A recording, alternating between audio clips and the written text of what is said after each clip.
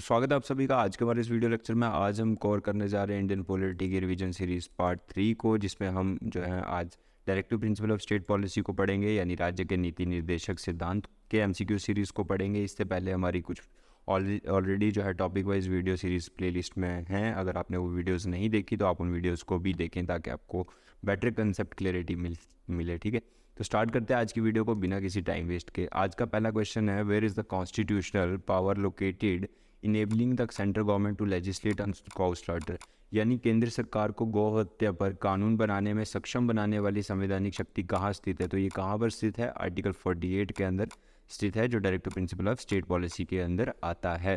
देखिए, directive principle of state policy की अगर हम बात करें तो ये आर्टिकल 36 से 51 तक आते हैं और पार्ट 4 में आते हैं ये। ठीक है, उसके बाद एमरजेंसी पावर्स की बात करें तो एमरजेंसी पावर्स की बात करें तो ये एमरजेंसी पावर्स जो है ना, एमरजेंसी पावर्स हमने कहाँ से लाई थी? गवर्नमेंट ऑफ इंडिया एक्ट 1935 से लाई थी।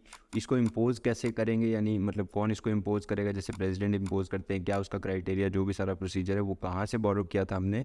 तो वो किया था जर्मनी से। ठीक है, रेजिडरी पावर को अगर हम पढ़ें तो रेजिडरी पावर अंडर आर्टिकल 248, देखिए रेजिडरी पावर जो है ना, ये ना स्टेट लिस्ट में आती है, ना कंकरेंट लिस्ट में आती है, ना ही ये जो है सेंट्रल लिस्ट में आती है। यानी फॉर एग्जांपल इंडियन पार्लियामेंट के अंदर अगर कोई कानून बन रहा है इंडियन मिलिट्री के ऊपर, तो वो इन चीज़ों पर नहीं आएगा। वो किस पे आएगा? Residuary power under article 248। तो इस क्वेश्चन का जो आंसर था, काउ स्लॉटर का जो स्ट्रांगली मतलब उसके ऊपर कानून बनाने का जो है, वो आर्टिकल 48 प्रोवाइड करवाता है, जो directive principle of state policy के अंदर आता है। Option D is the correct answer. बढ़ते हैं आगे।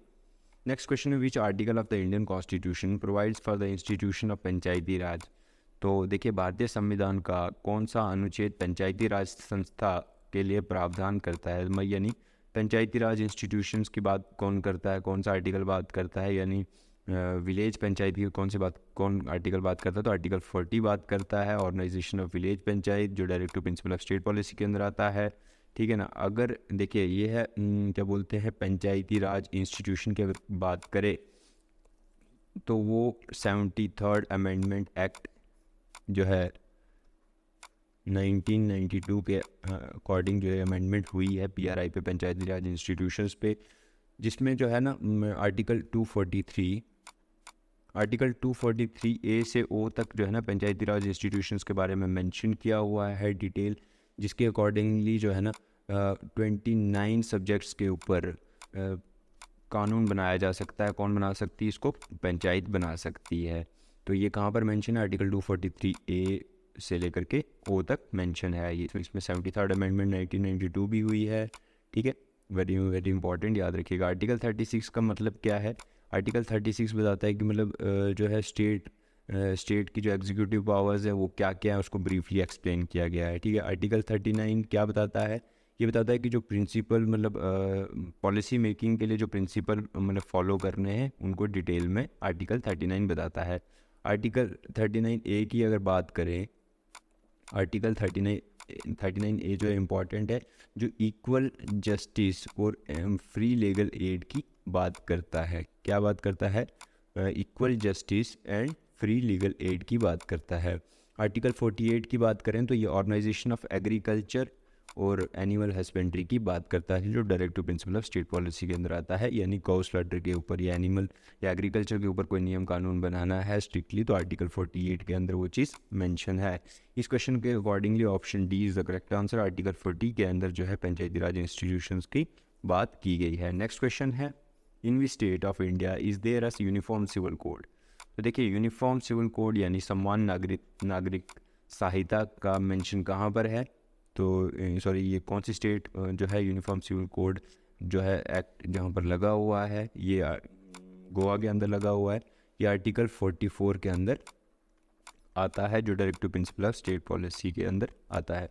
देखिए, यूनिफॉर्म सिविल कोड क्या होता है ना, कि जैसे अलग अलग रिलीजन्स हैं ना हमारे देश के अंदर, तो इन सब के क्या होता है कि अपने धार्मिक जो है ना वो मतलब लॉज होते हैं, कानून होते हैं, लेकिन यूनिफॉर्म सिविल कोड के तहत क्या बताता है कि इंडियन कॉन्स्टिट्यूशन यानी हमारा संविधान जो है इनको एक ही कानून के अंदर लाएगा, तो उसको बोलते हैं यूनिफॉर्म सिविल कोड। मतलब ये डिस्क्रिमिनेशन नहीं होगा कि हिंदू रिलीजन के अकॉर्डिंगली इनको कानून लगे, या मुस्लिम रिलीजन के अकॉर्डिंग, या सिख रिलीजन के, या किसी भी धर्म के आधार पर नहीं, यानी एक ही मतलब जो कानून होगा वो सब पे लागू होगा। तो वो कौन सी स्टेट के ऊपर लागू है? गोवा जो है एकमात्र ऐसी स्टेट है जिस पे आर्टिकल 44 जो है इम्प्लीमेंट है, इनेक्ट है, जो directive principle of state policy के अंदर आता है। Option D is the correct answer. Next question है, the directive principle of state policy is a cheque which is paid on banks convenience, who told it? यानी राज्य के नीति निर्देशक सिद्धांत एक चेक है जिसका भुगतान बैंक की सुविधा पर किया जाएगा।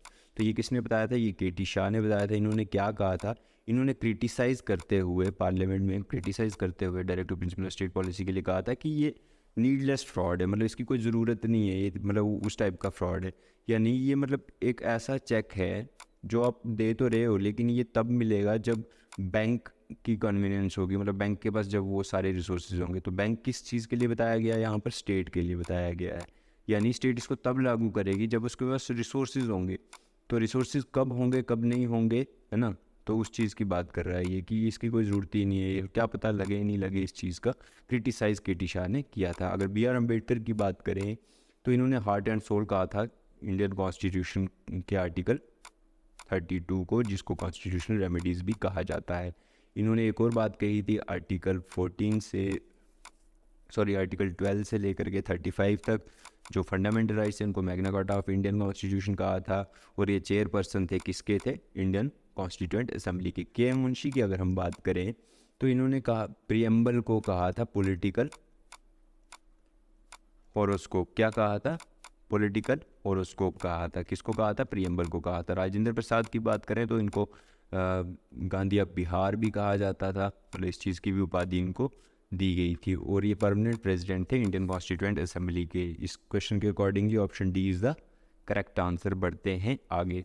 नेक्स्ट क्वेश्चन है, equal pay for equal work has been ensured in the Indian constitution as one of the, यानी equal pay for equal work कहाँ पर इंश्योर किया गया है इंडियन कॉन्स्टिट्यूशन के अंदर? सम्मान कार्य के लिए समान वेतन को भारतीय संविधान में निम्नलिखित में से एक के रूप में सुनिश्चित किया गया है। तो कहाँ सुनिश्चित किया गया है? Directive principle of state policy के अंदर सुनिश्चित किया गया। आर्टिकल 39 के अंदर मेंशन है, जिसपे मतलब आर्टिकल 39 बोलता है कि advocate meaning means of livelihood, यानी equal pay for equal work.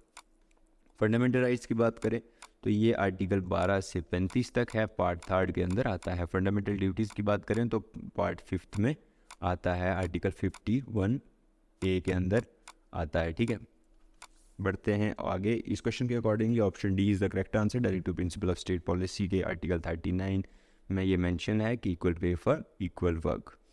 Next question है, article 43A of the Indian constitution participation of workers in management of industries deal with, यानी देखो जो पार्टिसिपेशन है ना वर्कर्स की और उनकी मैनेजमेंट इंडस्ट्रीज़ के अंदर, मतलब ये कहाँ डील करता है, कौन सा आर्टिकल डील करता है इसके लिए? तो आर्टिकल 43A डील करता है, जो directive principle of state policy के अंदर मेंशन है। क्योंकि directive principle of state policy मैंने ऑलरेडी आपको बताया है कि कब से कहाँ तक मेंशन है, 31 से 51 मेंशन है, जिसमें आर्टिकल 43A जो है लेबर्स की बात करता है, वर्कर्स की बात करता है, उनकी पार्टिसिपेशन की बात करता है। स्टेट गवर्नमेंट की बात अगर हम करें तो स्टेट गवर्नमेंट जो है आर्टिकल 152 से लेकर के 237 तक जो है स्टेट गवर्नमेंट के ऊपर आर्टिकल है, जो पार्ट 6 में आते हैं।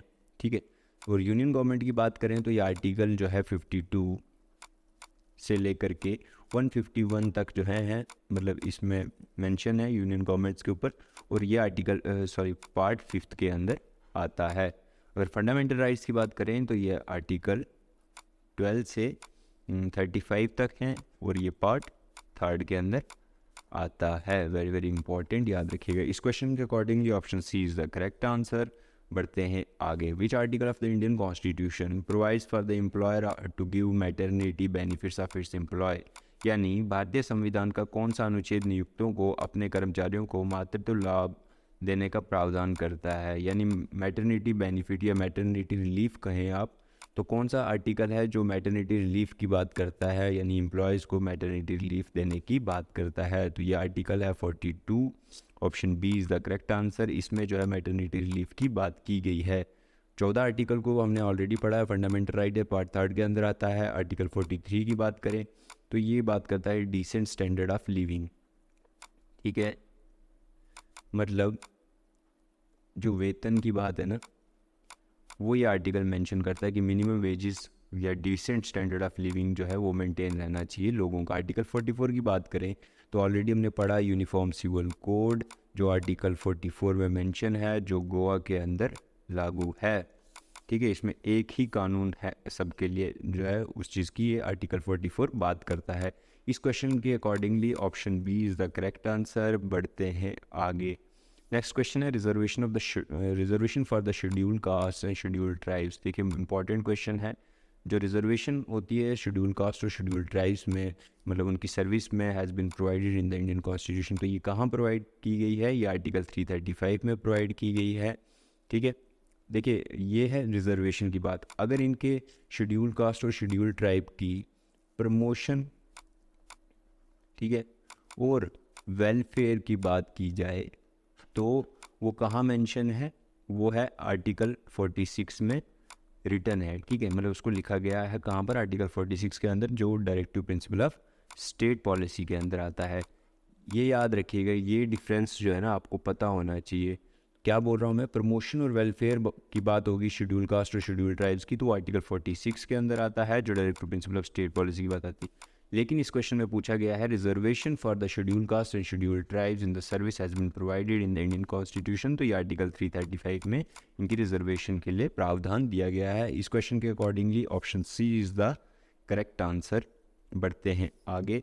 Next question, the ideals and objective outline in the parliament of the Indian constitution has been further elaborated in, यानी भारतीय संविधान की संसद में उल्लेखित आदर्शों और उद्देश्यों को आगे विस्तार में बताया गया है। देखिए जो ऑब्जेक्टिव है ना पार्लियामेंट मतलब इंडियन कॉन्स्टिट्यूशन के है ना, उसको आउटलाइन किया गया है कहाँ पर? पार्लियामेंट ऑफ इंडियन कॉन्स्टिट्यूशन में। तो ये कहाँ पर है? कहाँ है ऑब्जेक्टिव? ऑब्जेक्टिव्स क्या है? पहले है ऑब्जेक्टिव है वेलफेयर करना। किस चीज़ का वेलफेयर करना? सिटीजन्स का। तो ये कहाँ पर मेंशन है? ये मेंशन है directive principle of state policy में। अब directive principle of state policy में जो है ना कितने प्रकार के, किस किस प्रकार का वेलफेयर मतलब हमें मिलता है? तो ये मिलता है हमें सोशली और इकोनॉमिकली वेलफेयर या डेमोक्रेसी जो है हमें directive principle of state policy provide करवाता है। ठीक है, तो यही पूछ रहा है question. The chapter on directive principle of state policy के अंदर मेंशन है ऑब्जेक्टिव जो है उसको आउटलाइन किया गया है, यानी वेलफेयर को सोशली और इकोनॉमिकली डेमोक्रेसी हमें जो है directive principle of state policy के अंदर मिलती है। फंडामेंटल राइट्स जो है उसका आर्टिकल 19 हमें क्या प्रोवाइड करवाता है? Political democracy. ठीक है, पॉलिटिकल डेमोक्रेसी हमें फंडामेंटल राइट्स से मिलती है और directive principle of state policy हमें जो है सोशली और इकोनॉमिकली डेमोक्रेसी प्रोवाइड करवाती है। Option B is the correct answer. बढ़ते हैं आगे। Idea of welfare state are content in, कल्याणकारी राज्य का विचार कहाँ निहित है? तो ये कहाँ है? ऑलरेडी हमने पढ़ा अभी पिछले क्वेश्चन में, directive principle of state policy. देखिए इसी के ऊपर क्वेश्चंस आते हैं। क्वेश्चन की लैंग्वेज में थोड़ा सा डिफरेंस हो सकता है, लेकिन मतलब यही होता है। तो फंडामेंटल राइट्स को पढ़ें तो इनको Magna carta of Indian constitution किसने कहा था? डॉक्टर भीमराव अम्बेडकर जी ने कहा था। फंडामेंटल राइट्स को अगर हम बात करें तो ये आर्टिकल 12 से 35 तक आते हैं, पार्ट 3 में आते हैं। ठीक है, और ये हमें जो है पॉलिटिकल डेमोक्रेसी प्रोवाइड करवाते हैं, और ये जस्टिसेबल भी हैं। जो directive principle of state policy non justiciable है। तो directive principle of state policy के बारे में ऑलरेडी हमने पढ़ा, ये आयरलैंड से बोरो किए गए थे। ठीक है, और क्या बोलते हैं directive principle of state policy 36 से 51 आर्टिकल में आते हैं, और ये पार्ट 4 में। तो directive principle of state policy के लिए एक इम्पॉर्टेंट फैक्ट ये है कि ये नॉन जस्टिसेबल है। ठीक है, यानी अगर आप जैसे फंडामेंटल राइट्स के लिए अगर आपको आपके फंडामेंटल राइट्स वायलेट होते हैं तो आप सुप्रीम कोर्ट जाते हैं, हाई कोर्ट जाते हैं ना, अपने रिट्स इशू करवाते हैं। तो directive principle of state policy क्या बोलती है कि नॉन जस्टिसेबल है। ठीक है, इसका अगर आप केस लड़ेंगे तो आपके हित में जो है कभी भी फैसला नहीं आएगा, क्योंकि ये स्टेट की अपनी मर्जी है, वो कभी इसको इम्प्लीमेंट करती है, इनेक्ट करती है अपने रिसोर्सेज के अकॉर्डिंगली। ठीक है, तो प्रियम्बल ऑफ द कॉन्स्टिट्यूशन की अगर हम बात करें तो प्रियम्बल को पहले ऑब्जेक्टिव रेजोल्यूशन कहा जाता था। क्या कहा जाता था? ऑब्जेक्टिव रेजोल्यूशन कहा जाता था, जिसमें एक ही बार अमेंडमेंट हुई है, 42nd अमेंडमेंट हुई है। ठीक है, कब हुई है? 1976 में हुई है, जिसमें सोशल, सेकुलर और डेमोक्रेटिक वर्ड को जो है अमेंड किया गया है, यानी लाया गया है। तो प्रियम्बल ऑफ इंडियन कॉन्स्टिट्यूशन भी हमने पढ़ लिया। इस क्वेश्चन के accordingly option B is the correct answer. बढ़ते हैं आगे। नेक्स्ट क्वेश्चन है article 39A of the Indian constitution equal justice and free legal aid deals with, यानी भारतीय संविधान का अनुच्छेद 39A सामान्य न्याय और मुफ्त कानूनी सहायता किससे संबंधित है? तो ये directive principle of state policy के अंदर मेंशन है, आर्टिकल 39A के अंदर मेंशन है, यानी इक्वल जस्टिस, बराबर सम्मान न्याय और मुफ्त कानूनी जो सहायता है, ठीक है, यानी सबको जो है लीगल एड मिलेगी, सबके मतलब कोई अगर गरीब है, अमीर है, किसी भी प्रकार का व्यक्ति है तो उनको सम्मान अधिकार मिलेगा, अपने कानून अपने जो अधिकारों के लिए लड़ने के लिए सहायता मिलेगी, कानूनी सहायता, ठीक है, और बराबर का न्याय मिलेगा उनको, ठीक है। अगर स्टेट गवर्नमेंट की बात करें तो ये पार्ट 6 में आता है, ठीक है। यूनियन गवर्नमेंट की बात करें तो ये पार्ट 5 के अंदर आते हैं, ठीक है। फंडामेंटल राइट्स को ऑलरेडी पढ़ा हमने, पार्ट 3 के अंदर आते हैं। तो इस क्वेश्चन के अकॉर्डिंगली जो है option B is the correct answer. The directive principle of state policy के अंदर जो है equal justice and free legal aid provide करवाई जाती है। ऑप्शन नेक्स्ट क्वेश्चन है which of the following ensures economic justice to Indian citizens, यानी निम्नलिखित में से क्या भारतीय नागरिकों के लिए आर्थिक न्याय सुनिश्चित करता है? तो ये मतलब जो इकोनॉमिक जस्टिस है हमने ऑलरेडी पढ़ा कि directive principle of state policy हमें जो है सोशल और इकोनॉमिक जस्टिस या डेमोक्रेसी जो है प्रोवाइड करवाते हैं। तो कौन करवाता है? Directive principle of state policy. Option D is the correct answer. बढ़ते हैं आगे। अगला क्वेश्चन है which part of the constitution of India ensures the social and economic democracy. Social and economic democracy को ऑलरेडी पढ़ा हमने, ये कौन इंश्योर करवाता है हमारे संविधान के अंदर? तो directive principle of state policy ensure करवाता है, ठीक है। सेंट्रल और स्टेट रिलेशन की बात करें तो इसके ऊपर 2 कमीशंस बैठे हुए थे। 1983 में भी एक कमीशन बैठा हुआ है जिसका नाम सरकारिया कमीशन था, ठीक है। और एक जो है सेंट्रल और स्टेट रिलेशन में के लिए जो है 2007 में कमीशन बैठा था जिसका नाम था पुंची कमीशन, ठीक है, जो सेंट्रल और स्टेट रिलेशन की बात करता है। प्रोविजन ऑफ इमरजेंसी की बात करें तो इमरजेंसी हमने कहाँ से लाई थी? गवर्नमेंट ऑफ इंडिया एक्ट 1935 से लाई थी। और इसका मतलब क्या है, कैसे इसको इनेक्ट करते हैं, इम्पोज कौन करता है, प्रेसिडेंट करता है, कैसे करता है, ये सारी चीज़ें जो हमने कहाँ से लाई थी? जर्मनी से बोरो की थी, ठीक है। तो बढ़ते हैं आगे। इस क्वेश्चन के अकॉर्डिंगली जो है option C is the correct answer. Hopefully आपको सारी चीज़ें समझ आ रही होंगी। अगर आपको समझ नहीं आ रही आप फिर से देख सकते हैं, दोबारा रिपीट मोड में देखेंगे, जितने ज़्यादा देखेंगे उतनी ज़्यादा समझ में आएगी।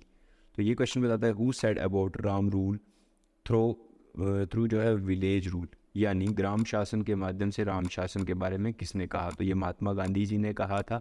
महात्मा गांधी जी ने कहा था कि राम राज्य जो है ना वो गांव से होकर के ही मतलब प्राप्त होगा, यानी राम राज्य यानी इक्वल राइट्स की बात करते हैं वो, इसमें सम्मान अधिकार की बात करते हैं, ठीक है। इक्वल राइट्स की, इक्वल अपॉर्चुनिटी की बात करते हैं कि जब ये सारी चीज़ें जो है ना गांव में सबसे मतलब आखिरी वर्ग तक जो लोगों को ये मिल जाएंगी सबसे लोअर लेवल पे, तब जा कर के जो है राम राज्य स्थापित होगा। विनोबा भावे की बात करें तो विनोबा भावे जो है इन्होंने इंडिविजुअल सत्याग्रह किया है, इंडिविजुअल सत्याग्रह किया है जो 1940 में किया है, ठीक है। 1940 से 41 तक जो है इन्होंने इंडिविजुअल सत्याग्रह किया था। और ये फर्स्ट एशिया के ऐसे मतलब व्यक्ति हैं जिनको नोबेल प्राइज़ मिला था, ठीक है। नोबेल प्राइज़ कौन सा? फर्स्ट एशिया मतलब एशिया का नोबेल प्राइज़ जिसको हम बोलते हैं मैग्से। तो जयप्रकाश नारायण की बात करें तो इनको लोकनायक भी कहा जाता है। देखिए इनके बारे में हमने ऑलरेडी MCQ सीरीज़ की हुई है, तो अगर आपने वो नहीं देखा तो आप मॉडर्न हिस्ट्री यानी हिस्ट्री की प्लेलिस्ट में जा कर के उन वीडियो सीरीज़ को देख सकते हैं। फिर भी अगर आपको उसके अकॉर्डिंगली अगर आपको याद होगा तो इनको लोकनायक कहा जाता था, hero of quit India movement कहा जाता था, ठीक है, hero of quit India movement भी कहा जाता था इनको। और टोटल रेवोल्यूशन जो है इन्होंने यानी संपूर्ण क्रांति, टोटल रेवोल्यूशन भी इन्होंने मतलब इस वर्ड को कोट किया था, इन्होंने बताया था टोटल रेवोल्यूशन। तो जवाहरलाल नेहरू की बात करें तो इनके बारे में भी ऑलरेडी हमने MCQ सीरीज़ में पढ़ा है। तो इन्होंने एक इंपॉर्टेंट बुक लिखी थी डिस्कवरी ऑफ इंडिया, ठीक है, the discovery of India, very very important. इस क्वेश्चन के accordingly option A is the correct answer. Mahatma Gandhi ने जो है राम राज्य के बारे में कहा था, Ram rule through village rule, ठीक है। Option A is the correct answer. बढ़ते हैं आगे। नेक्स्ट क्वेश्चन है which of the following article of Indian constitution is related with the declaration of welfare state, यानी मतलब कौन सा आर्टिकल है इंडियन कॉन्स्टिट्यूशन के अंदर जो वेलफेयर ऑफ स्टेट की बात करता है? तो ये कौन सा आर्टिकल है? ये आर्टिकल है 39 जिसके बारे में हमने ऑलरेडी पढ़ा, जो directive principle of state policy के अंदर आता है। तो option B is the correct answer. तो ये थी आज की हमारी वीडियो सीरीज़। होपफुली आपको वीडियो समझ में आई होगी, वीडियो अच्छी लगी होगी। अगर आपको अच्छी लगी तो सब्सक्राइब करें चैनल को, वीडियो को लाइक करें, ठीक है। अगर आपको कोई भी क्वेश्चन पूछना है तो आप हमारे कमेंट बॉक्स पे कमेंट कर सकते हैं। तो ये हमारे कुछ सोशल मीडिया के पेजेस हैं जिन पे आप हमें फॉलो कर सकते हैं। इजी क्लासेस के नाम से हम फेसबुक पर हैं। टेलीग्राम के ऊपर अगर आपको वीडियो टाइम पे देखनी है, ठीक है, अगर आपको पीडीएफ चाहिए, अगर आपको कोई भी स्टडी मटेरियल चाहिए तो आप हमारे टेलीग्राम चैनल को ज्वाइन कर सकते हैं। फेसबुक को भी हमें फॉलो कर सकते हैं फेसबुक पे। तो ये हमारी वेबसाइट है। वेबसाइट जो है www.easysail.in है। यहाँ पर आप स्कूल की बुक्स, कॉलेज की बुक्स, यूनिवर्सिटी की बुक्स, कम्पिटिटिव बुक्स और नॉवेल्स, स्पिरिचुअल, कोई भी बुक्स आप देश के किसी भी कोने से ऑर्डर कर सकते हैं। इस वेबसाइट पे जो है फास्टेस्ट डिलीवरी एक्सेस है, ठीक है। उसके बाद यूज जो है डिस्काउंट्स भी चल रहे हैं, सेल भी चल रही है, तो आप इस वेबसाइट पे ऑर्डर कर सकते हैं। इन सभी चीज़ों के लिंक जो आपको डिस्क्रिप्शन बॉक्स में मिल जाएंगे। तो ये थी आज की हमारी वीडियो को एंड तक देखने के लिए thank you so much for watching easy classes.